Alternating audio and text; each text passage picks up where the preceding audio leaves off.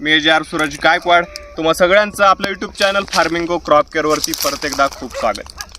शेतकरी बंधूंनो, आपले एक शेतकरी आहेत मनोज हराळे, रुद्रवाडी गाव, तालुका लोहारा, जिल्हा धाराशिव या ठिकाणचे हे शेतकरी आहेत आणि यांचा द्राक्षाचा आपण ब्लॅक व्हरायटीचा सरिताचा प्लॉट केलेला आहे आणि त्यांचाच एक माणिकचमनचा असं टोटल 2200 झाडांचा द्राक्ष व्हरायटीचा प्लॉट आहे आणि त्यांनीच यांच्या जुन्या मंडप पद्धतीमध्ये या ठिकाणी तैवान पिंक या पेरूची लागवड केलेली आहे.